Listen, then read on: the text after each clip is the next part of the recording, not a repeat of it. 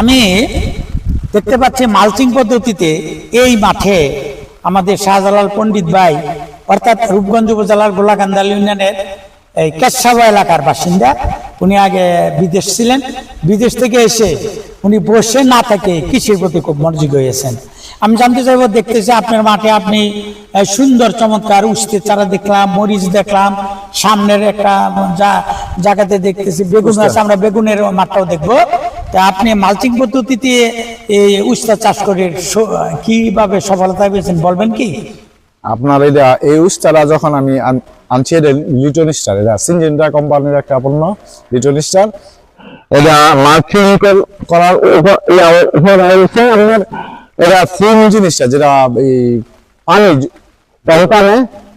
আর এটার যে একবার প্রথম যে আমরা যে জৈব সারটা দিছি, জৈব সার এবং কিছু এই সার দেওয়া হয়েছে, এই সারের কারণে আমাদের আর পরবর্তীতে তেমন একটা কিছু লাগে না। অর্থাৎ আমরা যেটা বুঝি ময়েশ্চার ঠিক থাকে। আরেকটা উপকারিতা আছে, সেটা হলো আগাছা উঠে। আগাছা উঠে, আমাদের যেখানে আগাছা আছে আগাছা আর নিড়ি লাগে না। যখন নিড়ি লাগে না, নিড়ি না লাগলে ওই এটার যে শিকড় গুলেন পরিপূর্ণতা পায়।